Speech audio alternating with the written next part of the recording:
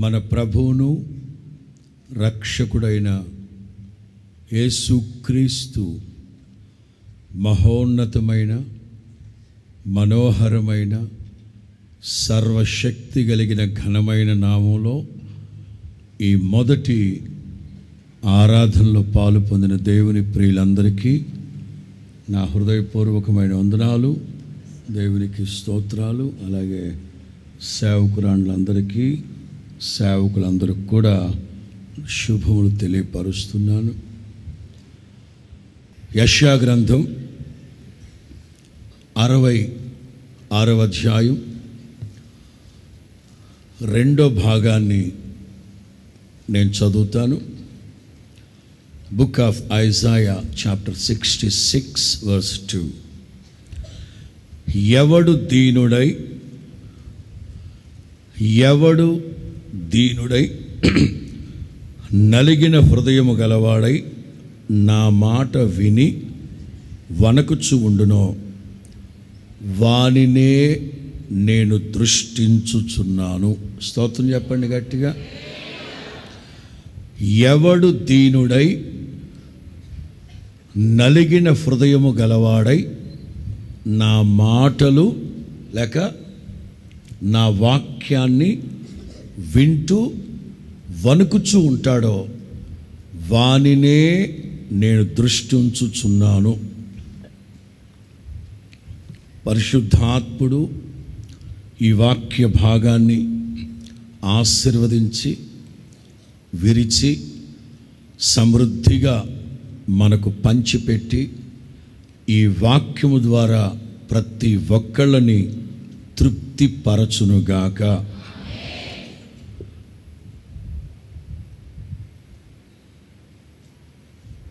నా మాటలు విని లేక నా మాటలు వింటూ వణుకుచుంటాడో వారి మీద నా దృష్టి ఉంచుతాను.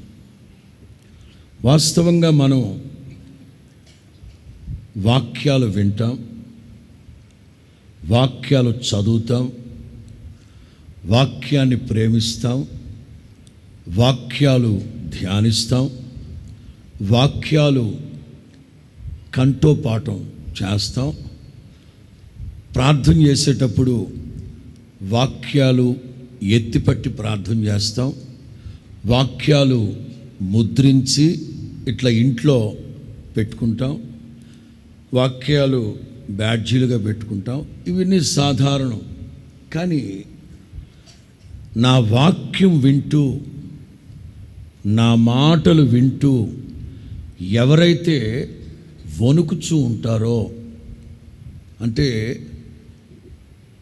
చలిబుట్టి ఆ వణకడం కాదు. ఆ మధ్య ఎప్పుడో ఒక వర్తమానం చెప్పాను. ఈ వణకనాన్ని గురించి ఒక వర్తమానం చెప్పాను.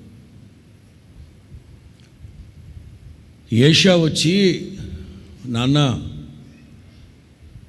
వేటాడిన మాంసాన్ని, మరి గోంగూర వేసారో వంకాయ వేసాడో మునక్కాడ వేసాడో తెలియదు, కానీ నాన్న వేటాడిన మాంసం వంట చేసి తీసుకొచ్చానని పెట్టాడు. వెంటనే వాళ్ళ నాన్నగారు ఆత్రంగా తినాలి. గజ గజ గజ గజ గజ గజ వణికిపోతున్నాడు. గజ గజ గజ గజ వణికిపోతున్నాడు. అదొక వణుకుడు. ఎందుకు? మిస్టేక్ జరిగింది.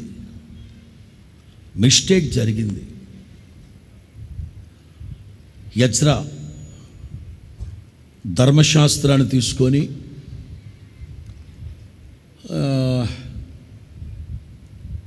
దేవుని మందిరానికి ప్రక్క వీధిలో జనాన్ని నిలవబెట్టి ధర్మశాస్త్రాన్ని చదువుతూ ఉంటే గొప్ప వర్షాల చేత తడుస్తూ గజ గజ గజ గజ గజ గజ గజ వణుకుతున్నారట.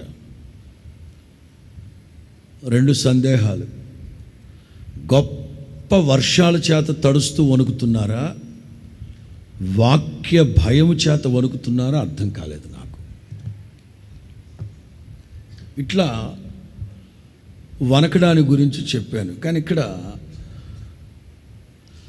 నా మాటలు విని లేక నా మాటలు వింటూ ఎవరైతే దీనుడై వణుకుచూ ఉంటారో వాళ్ళ మీదే నా దృష్టి ఉంటుంది. దేవుని దృష్టి నిజమే అగ్ని జ్వాలామయమని వాక్యంలో రాయబడింది. యేసన్న గారు చూచుచున్న దేవుడు నీవే ఆ పాట రాసేటప్పుడు అగ్ని జ్వాలామయమేని కరుణా తప్పించుకొందురా ఎవరైనా ఎంతటి. హాగరు పాడుకునే పాటిది. అబ్రహాము మీద కోపంతో ఉద్రేకంతో తప్పించుకోలేవు, నువ్వు ఎంత తోడువైనా తప్పించుకోలేవు అన్నట్లుగా ఆ వ్యాఖ్యానం చెప్తూ రాయించారు. నిజమే, దేవుని కనుదృష్టి అగ్ని జ్వాలామయమే. అదే సందర్భంలో ఆయన కళ్ళు పాలతో కడిగిన నయనాలు. షోలమ్మితి అంటుంది, నా ప్రియుని నేత్రాలు పాలతో కడిగిన నేత్రాలు. ఇలా చెప్పుకుంటూ వెళితే ఎన్నో అనుభవాలు ఆయన కనుదృష్టిని గురించి చెప్పుకోవచ్చు. మనం వాస్తవంగా మన దేవుని చూపు చల్లని చూపు. వాస్తవంగా ఈ ప్రాంతాల్లో కాదు, కానీ పాత రోజుల్లో ఆసాముల దగ్గర భూసాముల దగ్గర పనిచేసే పాలేర్లు పండక్కో పబ్బానికో వాళ్ళు ఓ 2 కేజీలు బియ్యం ఇచ్చి, కూరగాయలు ఇచ్చి, బట్టలు ఇస్తే అవి తీసుకొని ఆ పేద ప్రజలు, మీరు చల్లగా ఉంటే మేము నున్నగా ఉంటామండి బాబా అంటారు. మీరు చల్లగా ఉండాలండి బాబా, మేము నున్నగా ఉంటామండి బాబా అంటే ఆ ఆసామి భూస్వామి యొక్క చల్లని చూపు మన మీద ఉంటే మనం క్షేమంగా ఉంటాం. అదే ఆసామి కన్నెర్ర చేసాడు అనుకోండి, ఉద్యోగం ఊడిపోతుంది. అలాగే దేవుని వాక్యాన్ని వింటూ ఎవరైతే వినయ భయభక్తులు, reverential fear towards word of God, దేవుని వాక్యం పట్ల వినయము గౌరవం ఉంటుందో, నా దేవుని చల్లని చూపు వాళ్ళ మీద ఉండును గాక. ప్రస్తుతం నేను కొన్ని మాటలు చెప్తాను. గత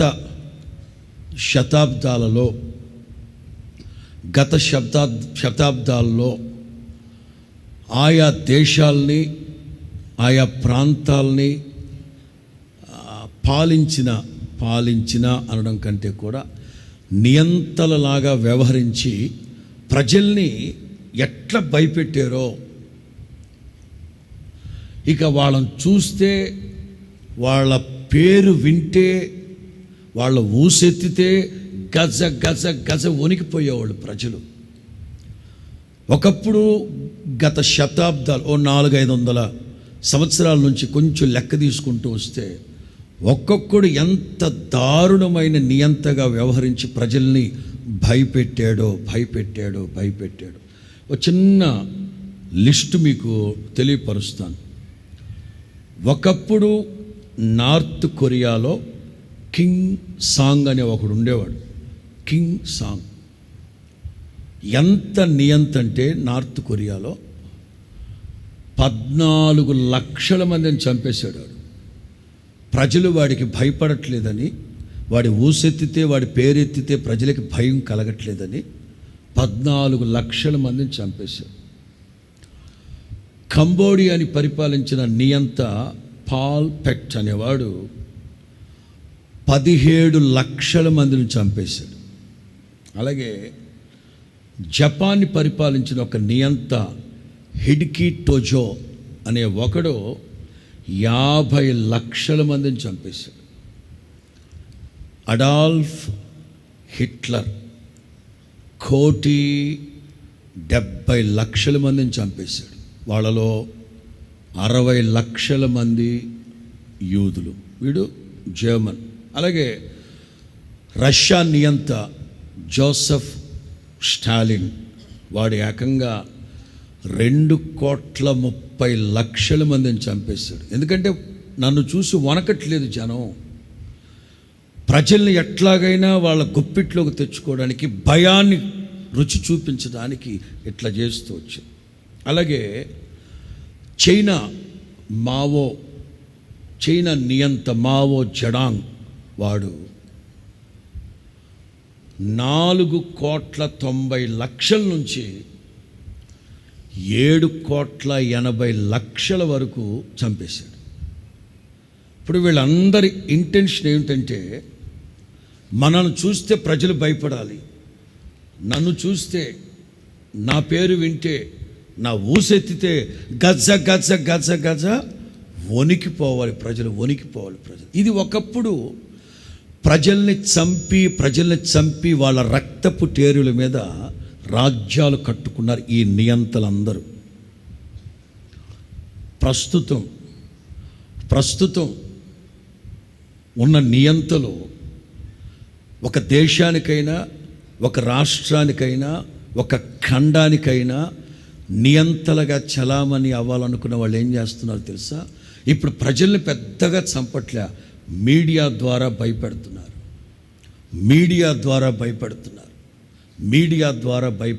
వీళ్ళు పెద్ద నియంతలు.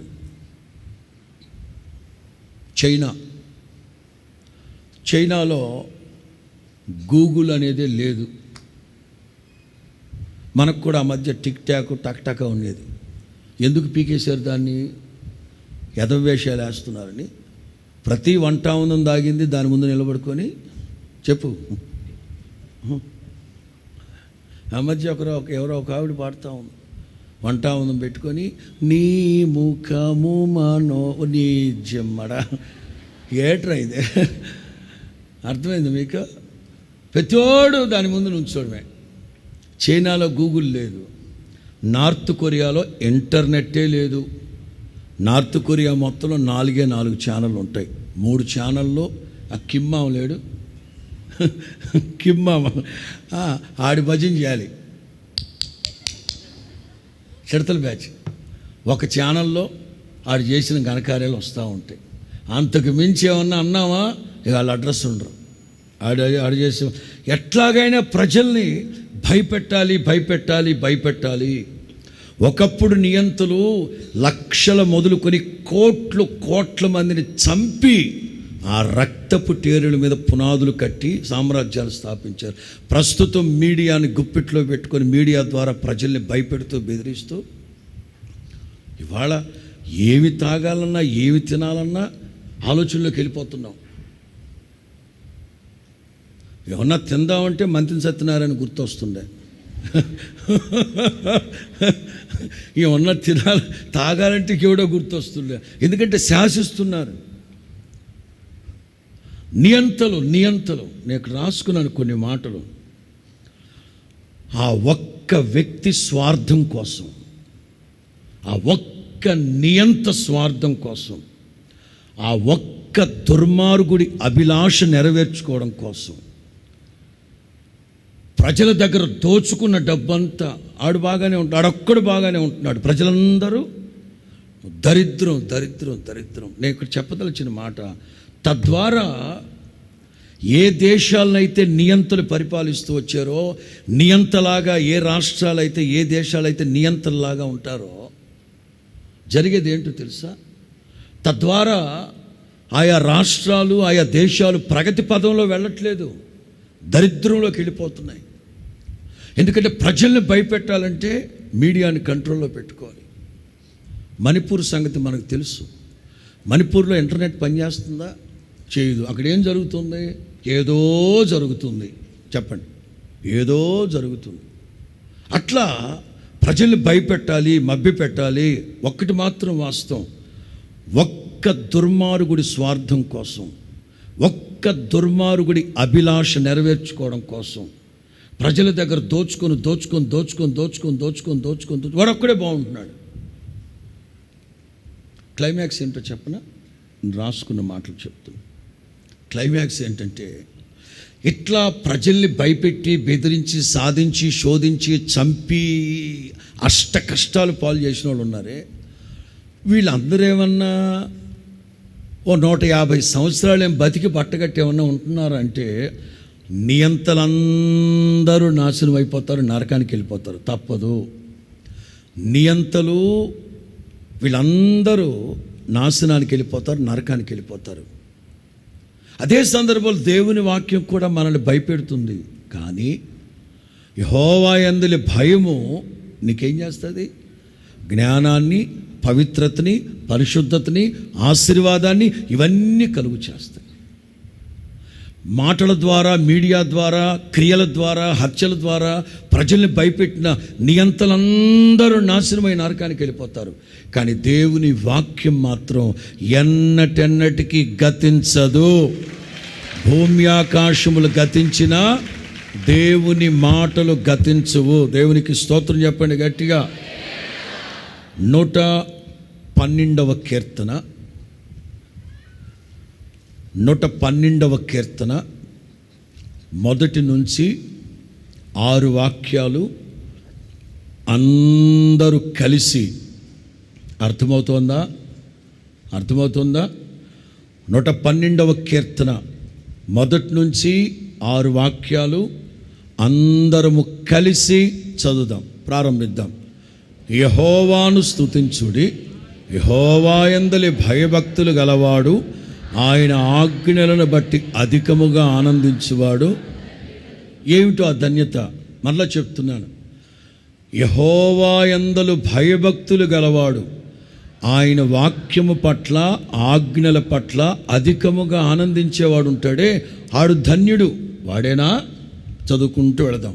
2, వాని సంతతి భూమి మీద బలవంతులగుదురు, యథార్థవంతుల వంశపు వారు దీవించబడతారు.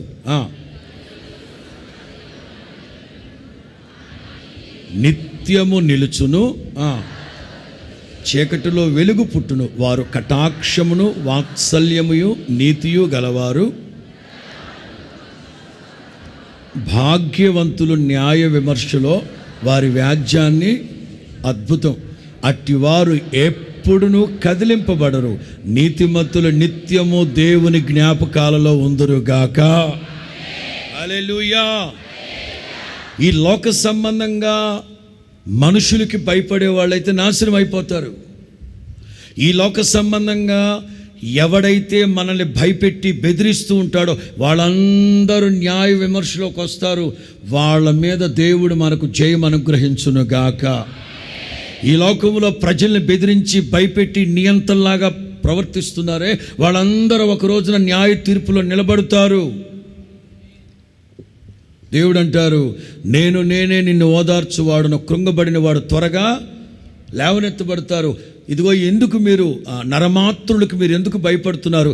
గడ్డి పరకలాంటి మనుషులకు మీరు ఎందుకు భయపడుతున్నారు? తృణమాత్రుడగు, తృణప్రాయముతో ఉన్న మనిషికి ఎందుకు భయపడుతున్నారు? ఎవరెవరికో భయపడుతూ ఉంటాం, ఏవేవో పరిస్థితులను చూసి భయపడుతూ ఉంటాం. ఇక్కడే ఉంటాయి, ఈ కీర్తనలో ఉంటుంది. అట్టివాడు దుర్వార్తకు జడవడు, ఇట్లాంటి మాటలన్నీ చూస్తాం. దేవుని ప్రియులారా, దేవుని వాక్యం శక్తి కలిగింది. ఆ వాక్యం మనల్ని జీవింపచేస్తుంది. దేవునికి మహిమ కలుగును గాక. ఈ ఉదయకాలపు ఆరాధనలో నేను చెప్పదలిచింది, దేవుని వాక్యం మన ఆధ్యాత్మిక జీవితాల్ని ఏం చేస్తుంది అనే విషయాలు 4 మాటలు చెప్తాను. దానికి ముందు పరిశుద్ధ గ్రంథంలో దేవుని వాక్యాన్ని కొన్ని అనుభవాలకి పోల్చారు. చదవక్కర్లేదు, చదివితే సమయం పరిగెడతా ఉంటుంది. వ్రాసుకునే వాళ్ళ కోసం చెప్తాను. దేవుని వాక్యాన్ని ఒక 7-8 అనుభవాలకి పోల్చారు. ఒక్కొక్కటిగా నేను రెఫరెన్స్ చెప్తూ వెళుతాను. హెబ్రీ పత్రిక 5వ అధ్యాయం 12 నుంచి 14 వరకు ఆహారంతో పోల్చారు. హెబ్రీ పత్రిక 5వ అధ్యాయం 12 నుంచి 14 ఆహారంతో పోల్చారు.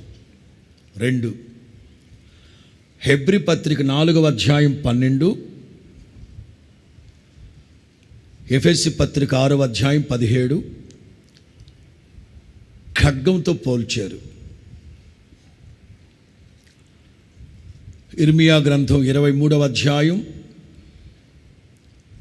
29వ వాక్యం, అగ్నితో సుత్తెతో పోల్చారు. అగ్ని, సుత్తి. యాకోబు పత్రిక 1వ అధ్యాయం 23 నుంచి 25 వరకు అద్దముతో పోల్చారు. పేతురు మొదటి పత్రిక 1వ అధ్యాయం 23 విత్తనముతో పోల్చారు. పేతురు మొదటి పత్రిక 1వ అధ్యాయం 23 విత్తనం. 119వ కీర్తన 105వ వాక్యం దీపముతో పోల్చారు. అట్ లాస్ట్ ఎఫెసీ పత్రిక 5వ అధ్యాయం 25, 26 నీళ్లతో పోల్చారు. దేవుని వాక్యం నీళ్లతో పోల్చారు. ఒక్కొక్కటిగా చెప్తాను. ఆహారము, ఖడ్గము, అగ్ని, సుత్తి, అద్దము, విత్తనము, దీపము, నీళ్లు. దేవునికి మహిమ కలుగునుగాక. ఇవాల్టి ఆరాధనలో నీళ్ల కోసమే మాట్లాడతాను, నీళ్ల కోసమే చెప్తాను. దేవుని వాక్యాన్ని నీళ్లతో పోల్చారు. ప్రస్తుతం మనం నీళ్లను గురించి మాట్లాడుకుంటే, చెప్పండి, ప్రపంచంలో ఈ భూమి మీద ఎన్ని శాతం నీళ్ళు ఉన్నాయి? 71%. 71% భూమి మీద నీళ్లున్నాయి. మరి ఎంత స్టడీ చేయాలనుకున్నారు? ఒక శిశువు తల్లి గర్భంలో ఉన్నాడు అంటే, ఒక శిశువు తల్లి గర్భంలో ఉన్నాడు అంటే అదొక నీటి బుడగ, ఒక నీటి బుడగ. అమ్మలు చెప్తూ ఉంటారు, పాస్టర్ గారు ప్రార్థన చేయండి, అమ్మాయికి కొంచెం ఇబ్బంది పడుతూ ఉంది, ఉమ్మ నీరు ఎక్కువైపోయినాయి అని ఏదో చెప్తూ ఉంటారు. అంటే ఒక శిశువు ప్రాసెస్ అవ్వాలంటే ఒక నీటి బుడగలో, అలాగే ఇదిగో ఈ బాడీలో 60% నీళ్ళు ఉంటాయి. ఈ బాడీలో 60% నీళ్ళు ఉండాలి. అంతకి తగ్గిందో ఇక అయిపోయినట్టే. తర్వాత ఈ ఎముకల్లో 31% నీళ్ళు ఉంటాయి. మెదడు ఉందా? మెదడు 73% నీళ్ళు ఉంటాయి మెదడులో. అందుకే మెదడుకు నీళ్ళు అందకపోతేనే బుర్ర ఏడెక్కిపోతుంటుంది అంటారు కొంతమంది. అందుకే కొబ్బరి నూనె పెట్టి తడతా ఉంటారు. నీళ్ళు తాగి సావరు. నీళ్ళు తాగితే నూనె పెట్టుకునే పని ఉండదు కదా. నీళ్ళు మెదడులో 73%, ఊపిరితిత్తుల్లో 83% నీళ్ళు ఉంటాయి. కిడ్నీల్లో 79% ఉంటాయి. ఈ స్కిన్ ఉందా? ఈ స్కిన్లో 64% నీళ్ళు ఉంటాయి. దేవునికి స్తోత్రం చెప్పండి. ఇవన్నీ సైంటిఫిక్గా ప్రూవ్ అయిన సబ్జెక్ట్ ఇది. మొత్తం మీద నీళ్ళు ఉండాలి. తగ్గితే నీటి శాతం తగ్గితే తలపోటో లేకపోతే డీహైడ్రేషన్ అంటారా, ఇట్లాంటివన్నీ వస్తూ ఉంటాయి. 104వ కీర్తన 104వ కీర్తన 10 నుంచి 13 వాక్యాల వరకు చదువుకుందాం. ఆయన కొండ లోయలలో 104వ కీర్తన 10 నుంచి 13 వరకు. ఆయన కొండ లోయలలో నీటి బుగ్గలను పుట్టించును. కొండ లోయలలో నీటి బుగ్గలను పుట్టించును, అవి మన్యములో పారును. అవి అడవి జంతువులన్నిటికీ దాహం, అవి అడవి జంతువులన్నింటికి దాహమిచ్చును, వాటి వలన అడవి గాడిదలు దప్పి తీర్చుకొనును. వాటి ఒడ్డున ఆకాశ పక్షుల వాసం చేయును, కొమ్మల నడుమ అవి సునాదము చేయును. తన గదులలో నుండి ఆయన కొండలకు జలధారలను, తన గదులలో నుండి ఆయన కొండలకు జలధారలు. ఏం అద్భుతమండి బాబా! నీ క్రియల ఫలము చేత భూమి తృప్తి పొందు. దేవుడు ఆకాశ మహాకాశాలలో గదులు ఉన్నాయట. రిజర్వాయువులు అనేదాన్ని గదులు అంటున్నారేమో. ఆ గదిని ఓపెన్ చేస్తే నీళ్ళు వచ్చేస్తాయి. ఇర్మియాలో ఉంటుంది, నీవు నీ గదులను తెరచి గాలిని రావింప చేయుదువు. అంటే ఒక గదిలో గాలిని బంధించి పెట్టున్నాడు, ఒక గదిలో నీళ్ళని, ఇంకొక గదిలో ఏం పెట్టి పెట్టారు. మరి ఎన్ని గదులు ఉన్నాయో. మొన్న అక్కడెక్కడో గదులు ఓపెన్ చేశారంట. ఎన్నో లక్షల కోట్ల బంగారం అట్లాగే ఉందంట. తీసుకొచ్చి పేదవాళ్ళకి పంచి సావచ్చుగా. పెట్టుకొని అసలు ఉన్నాయో లేవో మనకు తెలియదు, అవి ఏం చేస్తున్నారో తెలియదు. సరే, వాళ్ళ సంగతి మనకి ఎందుకులే బాబా. దేవుడు నీళ్ళని కుమ్మరిస్తారట. ఈ మధ్య ఒక సర్వేలో తేలిన మాట ఏంటంటే, ప్రతి భారతీయుడు, ప్రతి భారతీయురాలు ఒక రోజుకి 45 లీటర్ల నీళ్లు వృధా చేస్తున్నారట. అంటే నేను అనుకోవడం, మగాళ్ళు అయితే 45, వీళ్ళైతే 45 మూళ్ళు 130 చేస్తారు. ఎందుకంటే మీకు సోకు ఎక్కువ. తోమిందే తోముతుంటారు, రుద్దిందే రుద్దుతుంటారు, కడిగిందే కడుగుతుంటారు. నీళ్లను వృధా చేస్తారు. ఇప్పుడిప్పుడే మనవాళ్ళకి నీటి విలువేంటో అర్థమయ్యి జాగ్రత్తగా వాడుకోవడం ప్రారంభిస్తున్నారు. హోటల్స్లో, పెద్ద హోటల్స్లో కొన్ని చోట్ల వాష్రూమ్లో కానీ, వాష్ బేసిన్ దగ్గర కానీ స్టిక్కర్ వేసి పెట్టుంటారు, నీళ్లు చాలా విలువైనవి, అందుచేత మీరు వృధాగా నీళ్లను వృధా చేయొద్దు అని చెప్తూ, ఒక్కొక్క హోటల్ రూమ్లో 2 టవళ్ళు, 2 నాప్కిన్లు, 2 చిన్న నాప్కిన్స్ అట్లా ఉంటాయి. ఇవి కూడా ఏదైతే వాడారో దాన్ని మాత్రమే ప్రక్కనేసి పెట్టండి, ఇంకోటి అట్లాగే పెట్టండి. ఉన్నాయి కదా అని వృధాగా వాడద్దు. ఎందుకంటే మరలా ఈ టవల్ ఉతకాలంటే ఇన్ని గ్రాముల, ఇన్ని కేజీలు ఏరియల్ పౌడర్ అవుతుంది, ఇన్ని నీళ్లు వృధా అవుతున్నాయి, ఇంత కరెంట్ అని బోర్డు లెక్కలు రాస్తూ ఉంటాడు. అందుకే మీకు కూడా లెక్కలు చెప్తున్నాను, తెలిసి సావాలి మీకు లెక్కలని. వృధా అంటే ఊరికే వస్తున్నాయి కాబట్టి వృధా చేస్తున్నాం. ఇదిగో 12 రూపాయలు పెట్టి నీళ్లు కొన్నాం అనుకో అంటే, 12 రూపాయలు పెట్టి వాటర్ బాటిల్ కొన్నాం అనుకోండి, వృధా చేస్తావా? కొంతమంది అయితే ఈ మధ్య చేతులు కడగడం మానేస్తారు, నాకేస్తున్నారు ఏకంగా. ఎందుకంటే నీళ్లు వేస్ట్ అయిపోతున్నాయి. అంటే కొన్న నీళ్ళు కదండి, కొన్న నీళ్ళు కాబట్టి. 138వ కీర్తన 2వ వాక్యం. 138వ కీర్తన 2వ వాక్యం. నీ పరిశుద్ధాలయము తట్టు నేను నమస్కారము చేయుచున్నాను. నీ నామమంతటి కంటే, నీవిచ్చిన వాక్యమును, నీ నామమంతటి కంటే నీవిచ్చిన వాక్యమును నీవు గొప్ప చేసి ఉన్నావు. వాస్తవంగా హెబ్రీ భాషలో వేరే తర్జుమా ఉంటుంది, నేను లోతుల్లోకి వెళ్ళట్లేదు.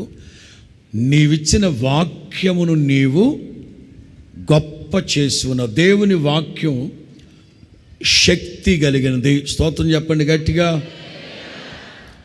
నేను ఇందాక చాలా అంశాలతో పోల్చి చెప్పాను దేవుని వాక్యాన్ని. ఫైనల్గా నేను చెప్పిన మాట ఏమిటంటే, నీళ్లతో పోల్చారు దేవుని వాక్యం. నా వాక్యం లేత గడ్డి మీద పడిన చినుకు లాంటిది, మంచు బిందువు లాంటిది. నీళ్లను గురించి ఒక 4 మాటలు చెప్తాను. మొదటి మాట దేవుని వాక్యం నీళ్ల వలె విలువైనది. మొదటి మాట, దేవుని వాక్యం నీళ్ల వలె విలువైనది.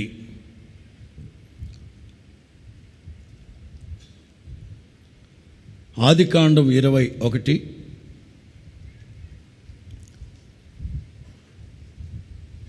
15, 16. ఆదికాండం 21 15, 16. ఆ తిత్తిలోని నీళ్లు అయిపోయిన తర్వాత ఆ, ఆమె ఒక పొద క్రింద చిన్నవాని పడవేసి ఆ. ఈ పిల్లవాని చావు నేను చూడలేనని అనుకుని వింటి వేత దూరము వెళ్ళి అతనికి ఎదురుగా కూర్చుండెను. ఆమె ఎదురుగా కూర్చుండి ఎలుగెత్తి ఏడ్చెను. చాలు. మనకందరికి తెలిసిన నేపథ్యం.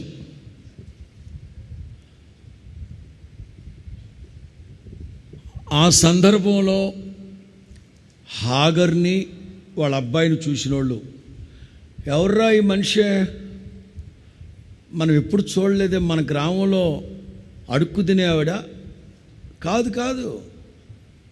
హాగర్ ఎవరు?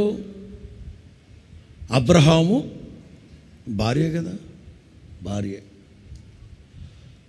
ఆ సందర్భంలో అబ్రహాము శ్రీమంతుడా లేకపోతే పేదోడండి? చెప్పాలి. మనకు బాగా తెలుసు 13వ అధ్యాయంలోనే లోతు అబ్రహాము కలిసి జీవించలేనంత స్థితిమంతులు, శ్రీమంతులు.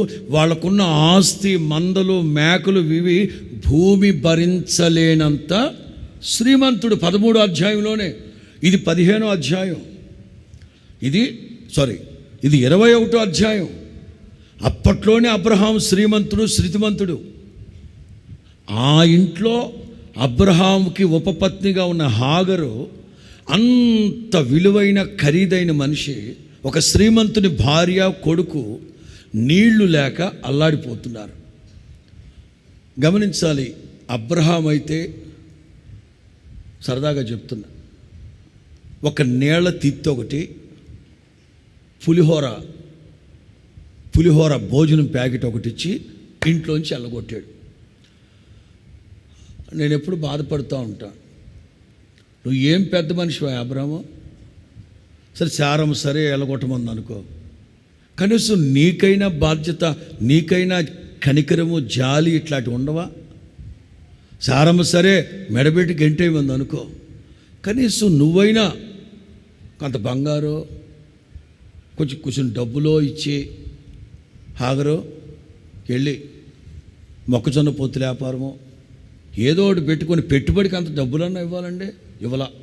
నీళ్ళ తిత్తి ఒకటి, చెప్పండి, నీళ్ళ తిత్తి ఒకటి, ఓ పులిహోర ప్యాకెట్ ఇచ్చి ఇంట్లోంచి అలగొట్టాడు. కానీ వెళ్ళేటప్పుడు కొంచెం పట్టు చీర కట్టుకొని వెళ్ళుంటుంది. శ్రీమంతుని భార్య. నేను అంటాను, ఒకవేళ మన దగ్గర వెండి బంగారం ఉన్నా, ఒకవేళ మన దగ్గర వేల లక్షల కోట్ల డబ్బున్నా, ఎన్నున్నా సరే, బస్తాలు బట్టలున్నా, నీళ్లు లేకపోతే మనిషి మనుగడ అసాధ్యం. ఈ భౌతికంగా ఉన్న ఈ దేహానికి నీళ్లు ఎంత అవసరమో, ఆధ్యాత్మికంగా నీవు ఆరోగ్యంగా, క్షేమంగా ఉండాలంటే దేవుని వాక్యం అంత ప్రాధాన్యం. అందుకే చెప్తున్నాను, దేవుని వాక్యం నీళ్ల వలె ప్రశస్తమైనది. The word of God is precious like water.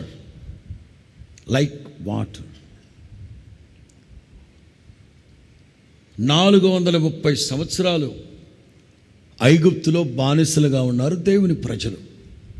మన దేవుడు ఎవరంటే పర్ఫెక్ట్ అకౌంటెంట్. మన దేవుడు అద్భుతమైన లెక్కలు కట్టేవాడు, లెక్క తీర్చేవాడు, లెక్క సరిచేసేవాడు.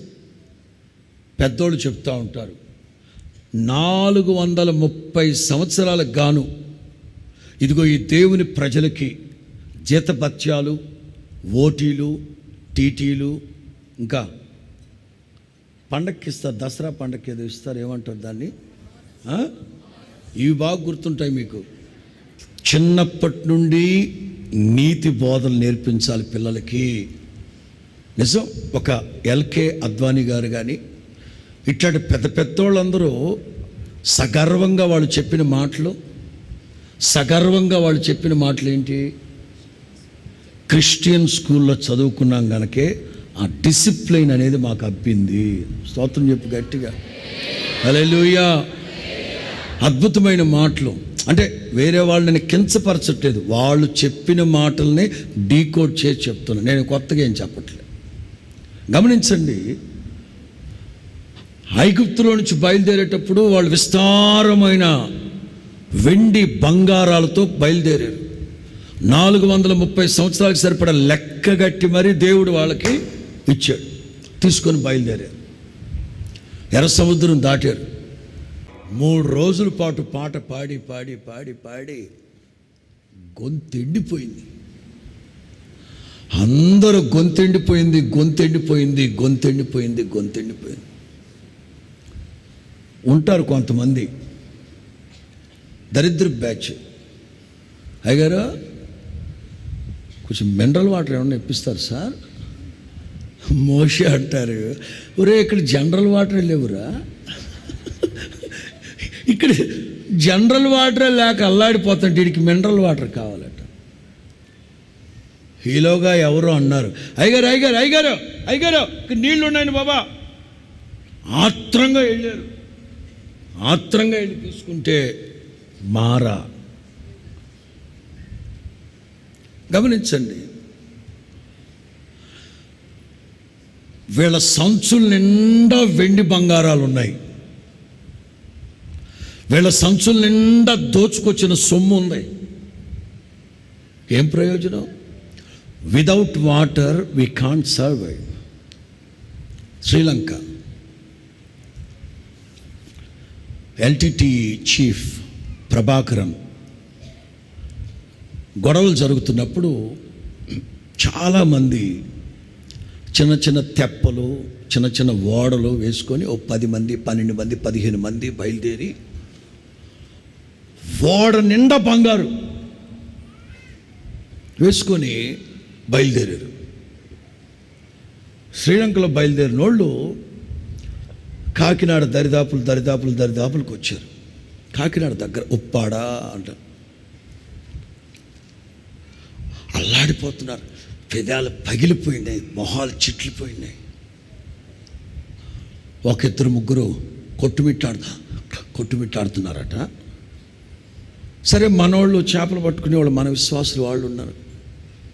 ఎవరో పాపం పిలుస్తున్నట్టున్నారు. దగ్గరికి వెళితే వాళ్ళు అంటారట, ఇదిగో ఇంతంత బంగారు మనోళ్ళ మీదకి విసిరి గ్లాసు నీళ్ళు. ఏమిట్రా, ఏ కరువు ప్రాంతం నుంచి వచ్చారా మీరు? శ్రీలంక. తర్వాత చాలా బోట్లు వచ్చాయి. వాళ్ళు పోలీసు వాళ్ళు తీసుకున్నారు. ఎంతమంది బయలుదేరారు? 16 మంది బయలుదేరారు. మరి నలుగులే ఉన్నారుగా, చచ్చిపోయారు చాలామంది నీళ్లు లేక. సముద్రం నీళ్లు తాగలేం కదా. సరే, బతకడానికి కోసం కొంచెం అయితే తాగగలం. కొంతమందిని చచ్చిపోతే ఎత్తి లోపలేస్తారట. పేపర్లో వేసిన మాటే చెప్తున్నా. కొంతమంది 2 రోజుల పాటు యూరిన్ తాగారంట. బతకాలి, గొంతు తడి ఆరాలి, తడి చేసుకోవాలి. మన వాళ్ళు వెళ్తే చేపలు పట్టుకునేవాళ్ళు. ఇంతంత బంగారు వాళ్ళ మీదకు విసిరి గుక్క నీళ్ళు ఇవ్వండి సార్.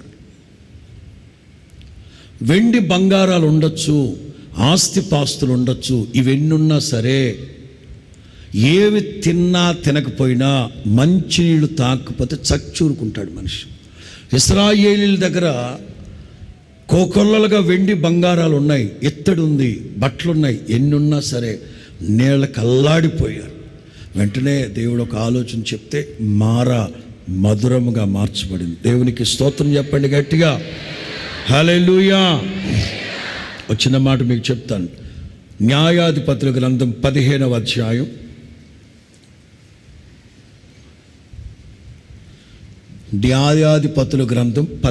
అధ్యాయం 18వ వాక్యం.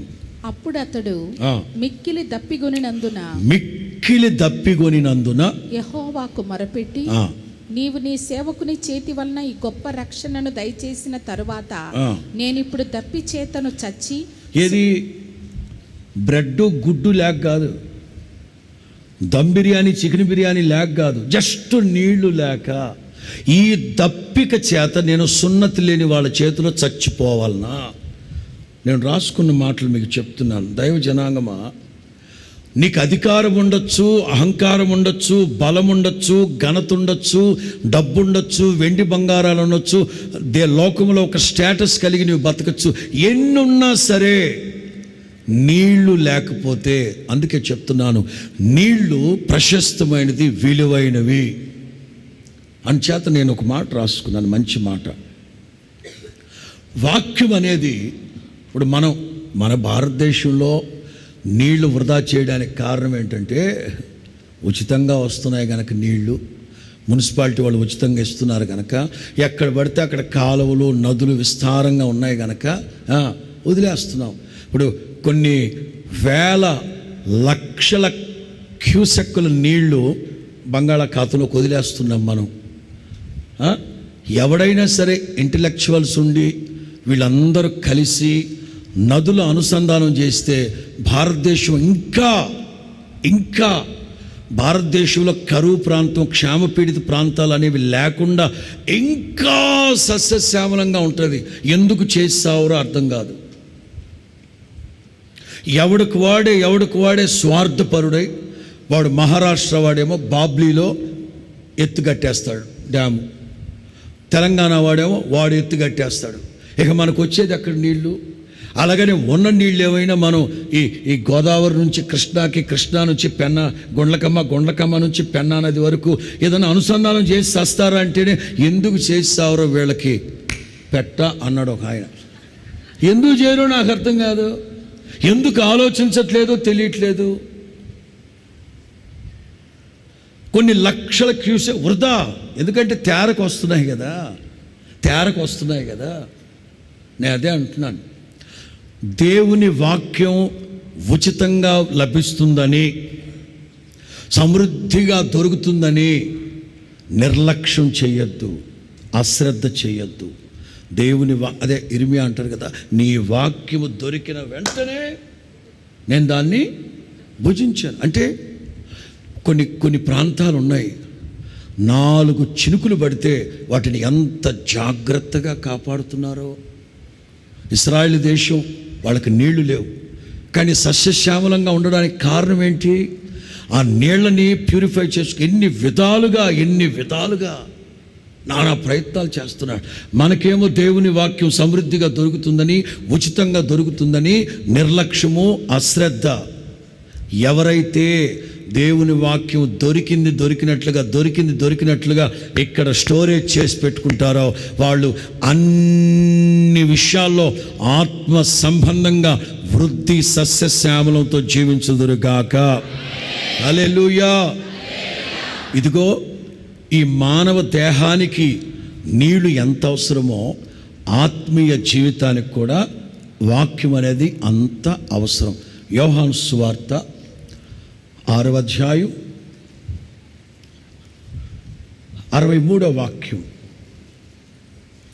యోహాను సువార్త 6:63. ఆత్మయే జీవింప చేయుచున్నది, శరీరము కేవలము నిష్ప్రయోజనము. నేను మీతో చెప్పిన మాటలు ఆత్మయు. స్తోత్రం చెప్పండి గట్టిగా. నేను మీతో చెప్తున్న ఈ మాటలు మీ ఆత్మకి, మీ జీవమునై, మీ ఆత్మకు జీవమునై ఉన్నవి. దేవుని వాక్యం నీ ఆత్మని జీవింపచేయునుగాక. పాట పాడతాం. నీ వాక్యమేనా, నీ వాక్యమేనా, అది ఆత్మకి, ఈ దప్పిక తీర్చే విలువైన ప్రశస్తమైన వాక్యము మన ఆత్మని జీవింపచేస్తుంది. మత్తయి సువార్త 4:4. అందుకాయన మనుష్యుడు రొట్టె వలన మాత్రమే కాదు గాని దేవుని నోట నుంచి వచ్చే ప్రతి మాట వలన జీవింపును. అంటే దేవుని వాక్యం నీళ్ల వలె ప్రశస్తమైనది, విలువైనది. దేవునికి మహిమ కలుగునుగాక. దేవుని వాక్యం నీ ఆత్మను జీవింపచేయునుగాక. మన దగ్గర ఎంత అధికారం, అహంకారం, బలము, ధనము, బట్టలు, స్థిరచర ఎన్నున్నా సరే నీళ్లు తాకపోతే సచ్చూరుకుంటాడు. రెండో మాట, దేవుని వాక్యం మధురమైనది. లేక దేవుని వాక్యం నీళ్ల వలె మధురమైనది. అది దేవుని వాక్యం నీళ్ల వలె మధురమైనది.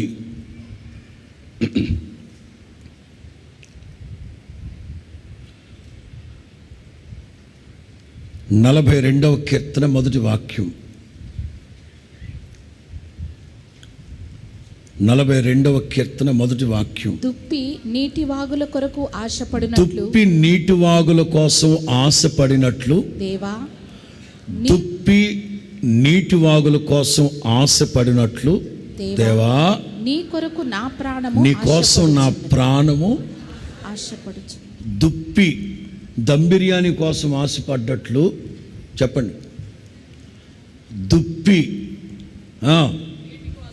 కొబ్బరాన్నం కోసం, దుప్పి జస్ట్ దుప్పి నీటి వాగుల కోసం ఆశపడినట్లుగా. రెండో మాట, దేవుని వాక్యం నీళ్ల వలె మధురమైనది. అంటే నీళ్ళు ఎక్కడ మధురంగా ఉంటాయి పాస్టర్ గారు? నీళ్ళకి రుచి ఉందా? తీయగా ఉప్పు అనే రుచి ఏమైనా ఉంటుందా? ఒక మంచి నీళ్ళు మనకు తృప్తిని కలుగు చేస్తుంది, మధురంగా ఉంటాయి. ఏవి తిన్నా తినకపోయినా సరే నీళ్లు తాగితే అదొక తృప్తి. ఎర్ర టెండ మీద పడి వచ్చిన వాళ్ళకి ఒక చల్లటి నీళ్ళు ఇచ్చామనుకోండి, ప్రాణం అంటాం. సరే, మిగతావి బత్తాయి జ్యూసులు, నిమ్మరసాలు, ఇంకా కొంతమంది లీటర్లు కొట్టేస్తున్నారు ఈ మధ్య. సరే తాగండి, కానీ మంచినీళ్ళు 23వ కీర్తనలో మనకు తెలుసు, 2వ వాక్యం. శాంతికరమైన జలముల యొద్దకు ఆయన నన్ను నడిపించుచున్నాడు. శాంతికరమైన జలముల యొద్దకు ఆయన నన్ను హి లీడెత్ మీ బిసైడ్ ద స్టిల్ వాటర్. తెలుగులో శాంతికరమైన, ఇంగ్లీష్లో చూడండి. కొన్ని చోట్ల నీళ్లు అలలు లేకపోతే గత్రగత్రగా ఉంటాయి. ఆ గత్రగత్రగా ఉన్న చోట కింద నుంచి బురద, మట్టి ఇవన్నీ పైకి వస్తుంటాయి. కానీ కొన్ని చోట్ల కదలకుండా ఉంటాయి నీళ్లు. అట్లాంటి చోట మనం వెళ్ళి జస్ట్ అలా తీసుకొని అలా తాగేస్తే తృప్తిగా ఉంటుంది. నీళ్లు లేకుండా ప్రపంచంలో ఏది ఉత్పత్తి కాదు, ఏది జరగదు. ఏది ఉత్పత్తి కాదు, ఏది జరగదు. పంటలు పండించాలన్నా, ఇల్లు కట్టాలన్నా, బట్టలు ఉతకాలన్నా, బట్టలు తయారు చేయాల్సి వచ్చినా, ఏది చేయాల్సి వచ్చినా నీళ్లు అనేది తప్పనిసరి. ఏమున్నా లేకపోయినా సరే నీళ్లు మాత్రం తప్పనిసరి. ఇది మన ఆత్మీయ జీవితానికి తృప్తిని, క్షేమాన్ని కలుగు చేస్తుంది. రెండో మాట చెప్పాను కదా, మధురమైంది. ప్రపంచ దేశాల భోజన సదుపాయాలు మనం గమనిస్తే, వంట చేయాలన్నా, అన్నం వండాలన్నా నీళ్ళు ఉండాలి, కూర తయారు చేయాలన్నా నీళ్ళు ఉండాలి. నీళ్ళు అనేది తప్పనిసరి. ప్రపంచ దేశాలకు మనం వెళితే, ఇప్పుడు మనకంటూ ఒక అలవాటు ఉంది. ఉదయాన్నే ఓ 4 ఇడ్లీలు, ఓ 4 దోశలు, జస్ట్ ఒక 3 పెసరట్లు, ఒక్క 4 పూరీలు అలవాటు. మధ్యాహ్నం భోజనం చేసేటప్పుడు పప్పు, ఆవకాయ. అంటే నా సంగతి చెప్తున్నా, పప్పు, ఆవకాయ. అట్లా ఒక్కొక్క దేశంలో ఒక్కొక్క రకమైన భోజన పద్ధతులు ఉంటాయి. అవి మనకు తృప్తిని ఇస్తాయి. మేము కనుక ఇజ్రాయెల్ దేశం వెళితే, వచ్చే నెల వెళుతున్నాం ఒక 100 మందితో. వెళ్ళేటప్పుడు మా వాళ్ళు ప్రియా, ఏంటది, ప్రియా, సుప్రియ, సుచరిత్ర, ఎన్ని పేర్లు అయితే ఉన్నాయో ఆ పేర్లకు తగ్గ పచ్చళ్ళన్నీ ఉంటాయి సూట్ కేసులో. వాళ్ళు ఇజ్రాయేలీలా మన సూట్ కేసులు ఆ మిషన్లో పెట్టి, అమ్మా what is that, this is పచ్చడి పిక్కెల్ అంటాం. వాడు మనం ఓపెన్ చేసి ఎర్రగా చూసి వాంతి చేసుకుంటాడు. ఎట్లా తింటారా మీరు అన్నాడు. ఓసారి మన రోజక్క లేదు, లేమల్లి రోజక్క, ఎట్లా తింటారు మీరంటే చేత్తో తింటామని. హౌ ఆమెకు ఒకటే అర్థమైంది, హౌ అనేది అర్థమైంది. రైసు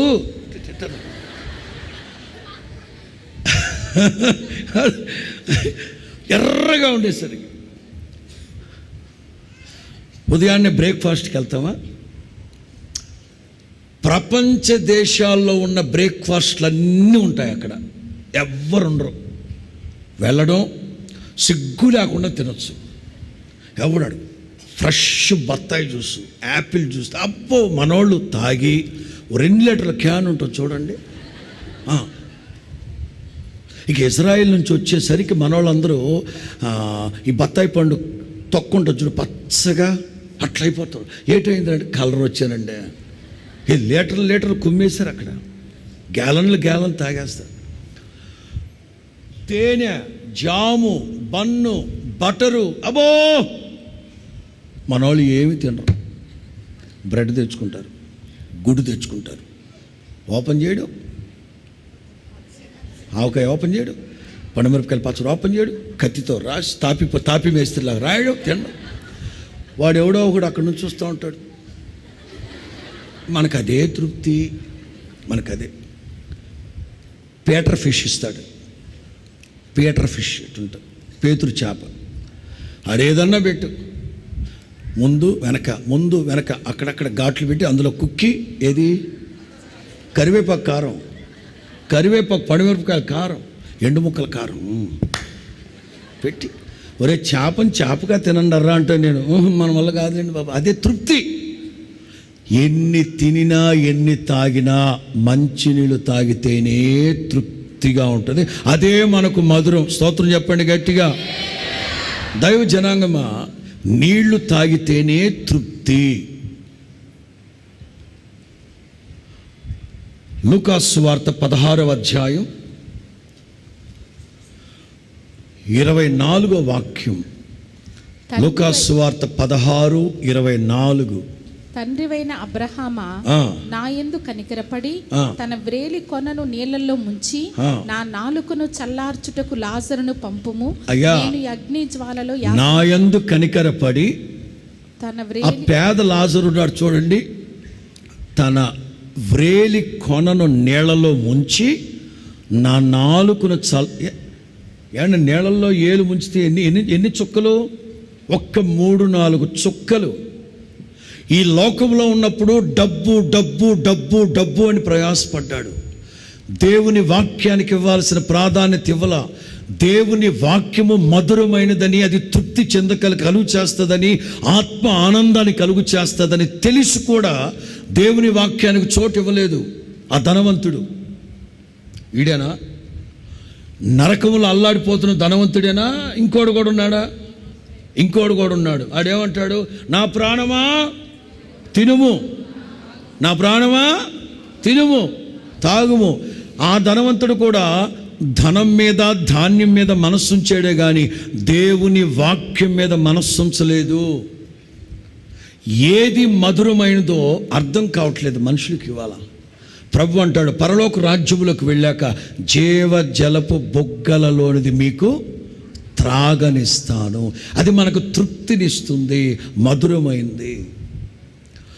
ఎంతమంది దేవుని వాక్యాన్ని ఇష్టంతో, అదే యెహోవా ధర్మశాస్త్రమందు, ఇప్పుడు ఒక్కొక్కరు ఉంటారు తినేటప్పుడు కామ్గా మౌనంగా తినరు, తింటూ అబ్బా బాబా బాబా బాబా బాబా బాబా ఏంట్రా ఇవే, ఏంటి ఎఫెక్ట్లు ఏంట్రా అన్నా, ఏమి మధురంగా బాబా బాబా అబ్బా బాబా. ఒకడున్నాడు యూట్యూబ్లో, ఒకడు అనకూడదు తప్పు, ఏదో ఒకటి తయారు చేస్తాడు తినేటప్పుడు అబ్బా బాబా బాబా అబ్బా. అందుకు కదా ఒక్కొక్కడు పళ్ళాలు తింటాడు అబ్బా బాబా. ఎందుకంటే అంత మధురం, అంత తృప్తి. ఇప్పుడు దేవుని వాక్యం చెప్పేటప్పుడు మీకు తృప్తినిచ్చింది అనుకో, హల్లెలూయా. ఇప్పుడు కాదు, ఇవే తగ్గించుకోవాలి. ఈ ఎక్స్ట్రాలు వద్దు. దేవుని వాక్యం మీ ముందు వెళ్తున్నప్పుడు, ఆ వాక్యంలో మీ ఆనందిస్తూ తృప్తి చెందుతున్నప్పుడు, ఆ వాక్యం మిమ్మల్ని ఆ మాధుర్యాన్ని కలుగు చేసినప్పుడు ఆ సంతోషాన్ని ఎక్స్ప్రెస్ చేయాలి. 1997 మొట్టమొదటి విదేశీ ప్రయాణం సౌత్ ఆఫ్రికా.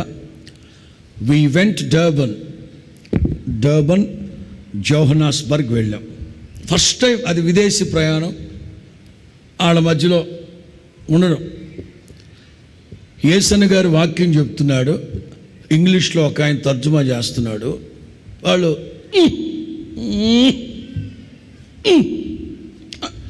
ఏట మొక్కుతున్నారు ఇలా అస్తమాట్లో. ఏమైంది వీళ్ళకి అనుకుంటాం. ఆ తర్వాత ఎవరో ఒకరిని అడగాలి కదా, మనకేం తట్టుకోలేము టెన్షను. ఏంటి వాళ్ళు అస్తమాట్లు అట్టు అంటున్నారంటే, సేవకుడు చెప్పేటప్పుడు వాళ్ళ హృదయాన్ని తాకిన హత్తుకున్న మాట ఏదన్నా అంటే పా ఛా అంటే నచ్చలేదా అంటే మన మన మన హావభావాలు అన్నమాట, మన ఎక్స్ప్రెషన్స్. ఏదన్నా బాగుందనుకో ఛా పా అంట. లేదా బాగలేనట్ట బాగున్నట్ట. పాట ఎలా ఉంది అన్నా, దిమ్మ తిరిగిపోయిందని అంటే బాగున్నట్ట బాగలేనట్ట, బాగుందా బాగలేదా 2 పదాలే చెప్పాలి. దుమ్ము రేగిందనా. దుమ్ము రేగడం అంటే దాని అర్థం బా అంటాం. దేవుని వాక్యం నీకు తృప్తిని మాధుర్యాన్ని కలుగు చే, అదే యెహోవా ధర్మశాస్త్రమందు ఆనందించుచు. ఎంతమంది ఇవాళ దేవుని వాక్యాన్ని వినేటప్పుడు, చూసేటప్పుడు, చదివేటప్పుడు ఎంతగా ఆత్మలో ఆనందిస్తున్నారు ఒక్కసారి చెప్పండి. ఒక్కసారి ఆలోచించండి.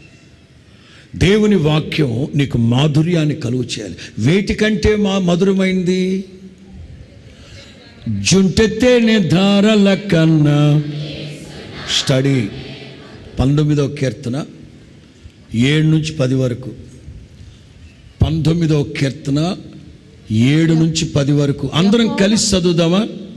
అందరం కలిసి చదువుదామా? అదిగో చివరిలో కుర్చీలో కూర్చున్న వాళ్ళు ఒకసారి హల్లెలూయా అనండి బాబా.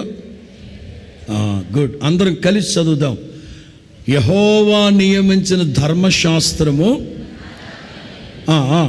అది ప్రాణము తెప్పరిల్ల చేయును. యెహోవా శాసనము నమ్మదగినది, అది బుద్ధిహీనులకు జ్ఞానము. యెహోవా ఉపదేశములు నిర్దోషమైనవి, అవి హృదయమును సంతోషపరచును. యెహోవా ఏర్పరిచిన ధర్మము నిర్మలమైనది, అది కన్నులకు వెలుగునిచ్చును. యెహోవా యందైన భయం పవిత్రమైనది, అది నిత్యము నిలుచును. యెహోవా న్యాయ విధులు సత్యమైనవి, అవి కేవలము అవి బంగారు కంటెను, విస్తారమైన మేలిమి బంగారు కంటెను, కోరదగినవి తేనె కంటెను, జుంటె తేనె ధారల కంటెను. చప్పళ్ళు కొడుతూ సంతోషంగా దేవుని స్తుతిద్దాం. హల్లెలూయా, హల్లెలూయా. దేవుని వాక్యం మధురమైనది, అది నీ హృదయాన్ని తృప్తి కలుగు చేస్తుంది. ఆ మాధుర్య లేఖనాల వెలుగులో దేవుడు మనల్ని నడిపించును గాక. The word of God is pleasant like a water. మొదటి మాట, the word of God is precious like a water. 2, pleasant like a water. మూడో మాట, దేవుని వాక్యం నీళ్ల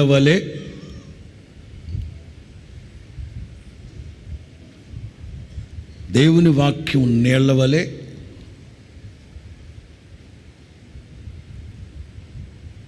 ఫలభరితము చేస్తుంది.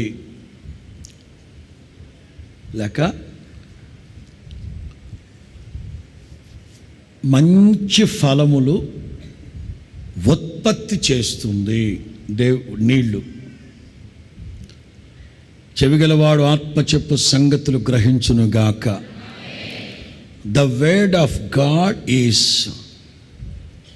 productive like what? నీలో మంచి ఫలములు ఉత్పత్తి ఫలింపచేస్తాం. కొత్తగా ఉంది కదా, వినండి. యెహెజ్కేలు గ్రంథం 17వ అధ్యాయం. యెహెజ్కేలు గ్రంథం 17వ అధ్యాయం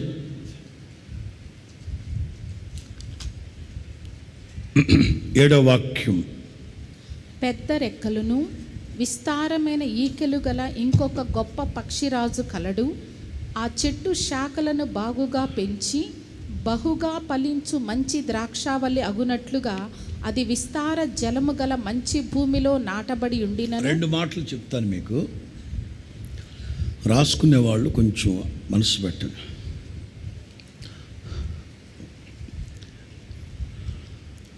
మంచి భూమి, రైట్? ఒకటి, మంచి భూమి, వాక్యం పెట్టండి.